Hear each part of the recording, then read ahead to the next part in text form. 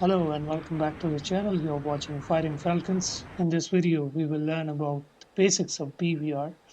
What is BVR? The BVR timeline, the leader's role in BVR, the wingman's role in BVR, and the DLZ, dynamic launch zone, of the weapon, that is particularly AMRAAMs in F-16 BMS Falcon 4.37.6. So, going to the BVR. BVR is basically a fight, an air-to-air fight. There's three types of fight in the air. One is Fox 3, Fox 2, and Fox 1. Fox 3 is BVR fight. Fox 2 is IR missile fight, and Fox 1 is dogfight. So in BVR fight, what happens is you engage with the enemy without seeing him, and by the help of sensors and infrared imaging and data linking, you detect, track, and engage the enemy. But you cannot visually see him. There's no visual contact with the enemy. So this is the BVR fight. In the BVR fight, what happens is there's a continuous cycle of commit and abort. Commit means moving towards the target and hitting your AMRAAMs or shooting your AMRAAMs, and abort means moving away from the target in order to avoid missile coming by the adversary. So this is the cycle of BVR. What happens in it, and now coming to the criteria to go into BVR combat. The first thing is you have to detect the enemy. Second thing is interrogation. Interrogation includes whether the aircraft is friendly or it is of an enemy origin. If it's of an enemy, so you track it, you start tracking it. Tracking is essential to guess the future position of the adversary. Once you guess the future position of the adversary, now it's time to contact with him and hit a missile on him. So these are the criteria to go into BVR combat. The BVR's combat main role is to maintain an adequate amount of gap between the adversaries so that you don't get shot down and you don't turn this fight into Fox 2 or Fox 1. So this is what BVR combat is. Now what happens in BVR combat? There are two types of role. One is the leader's role and one is the wingman's role. The leader's role is to sort out the targets and give it to the formation, while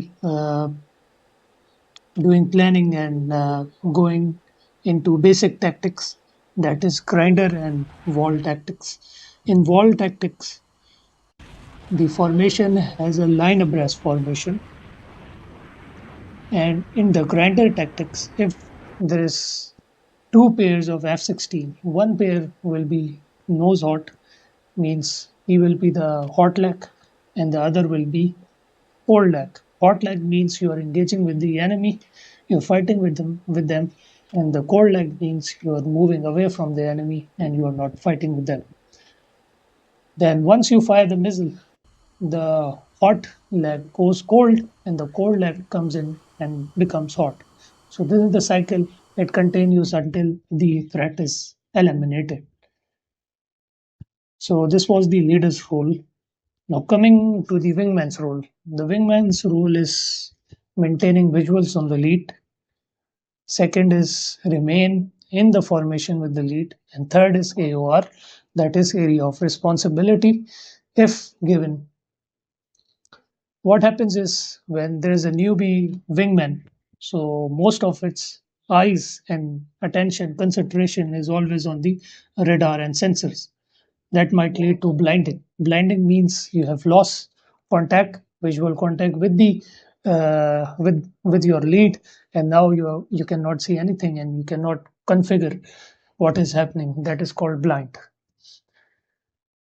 The older you get as a wingman, the more you become precise and the more you see visual context with the leader. So this was the wingman's and leader's role in Bvr combat. Now, in this video, we will also talk about AMRAAMs and the HUD symbology of the AMRAAM. So, AMRAAMs are advanced medium range air to air missiles, and AMRAAMs has an active homing radar that works when the missile gets active, and it doesn't need assistance from the launched aircraft or launched fighter jet. Once it gets pitbull, that is called being active. Now, the AMRAAM has a DLZ range that is called dynamic launch zone. Dynamic launch zone, from the word dynamic, means the range of the missile varies. It varies due to various factors. One is altitude, the speed of the aircraft, and the lofting queue of the aircraft while putting an AMRAAM to the adversary. Okay, now we will talk about the HUD symbology of AMRAAMs. If you see in the video, we are sitting in an F-16 and we are about to engage MiG-23s. This is my FCR, Flight Control Radar, and this is my HUD. Now, the enemy is around 74 kilometers. So I track the enemy and I first detect the enemy and then I track it. And now I will lock the target. Once the target is locked, now you see on the HUD, this is the allowable steering error circle. It increases in size once your range comes in range optimal or range aerodynamics. That is the DLZ. This is your altitude. This is your speed, 396. And on the right side, this is your altitude. Below this, the F written means you are 35 miles away. And this is the time you will reach the target. Since this is stair point 4, and it means it's 19 miles away. This is the closing speed between the two fighter jets. And this is the DLZ, dynamic launch zone of the weapon. This is our optimal range. It has a higher termination criteria as compared to our arrow. This is the vector of the adversary. If it's in 12 o'clock, it means it's moving towards you. If it's at 6 o'clock, it means it's moving away from you. Now, as I come closer to the enemy, the ASEC is increasing in size. Now I'm well inside the engagement zone. I will lock the target and fire a missile on it. 1, Fox 3 long. Once I fire the missile, now you can see the missile is 16 miles away to hit the target. A's means it will, in 25 seconds, the missile will get active. Its radar will get active. Now you can see the range is decreasing.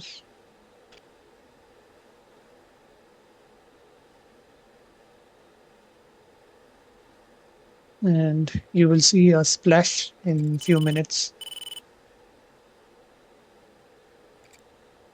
1, Now I will defend and go cold.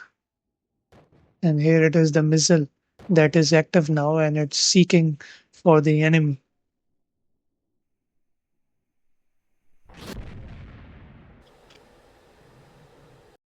So this is a basic tutorial on BVR. Now this is the DLZ, the dynamic launch zone of the weapon, the AMRAAMs. If we start from our arrow means aerodynamic. The R arrow is the maximum kinetic range of the missile. When the target range Q is next to the R arrow symbol, you can fire the missile and it may hit if the target is not maneuvering at all. And if you make a perfect shot by following the attack steering cue and lofting the missile, a missile fired at R arrow range will always terminate in nominal termination. Nominal termination means a lesser maneuverability and lesser probability of kill. Then the second range is the R optimal or range optimal. It is similar to R arrow, but the missile will terminate in higher termination criteria. Now, what is termination criteria? Termination criteria are used to describe the kinetic energy and maneuverability potential the missile has to successfully intercept the target and destroy and damage it. It can have a high termination criteria or nominal termination criteria.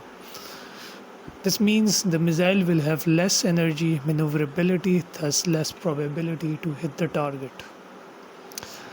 Then the third one is range probability of intercept, represents the maximum range shot with high probability of intercept, giving current steering, that is to say without following attack steering or optimal loft cues. We still assume a non-maneuvering target, though the missile diamond flash it at R pi. Then the second last range is the range turn and run, represents the maximum range, assuming that the target turns away from you to a tail aspect at launch. And the ASEC flashes at R turn and run. Then the last one is R minimum, represents minimum launch range based on the missile's kinematic and current steering. And this is the range. Once the adversary passes this range, then there will be a dogfight or a fox to fight. Now we will also discuss about the arrow circle, the ASEC.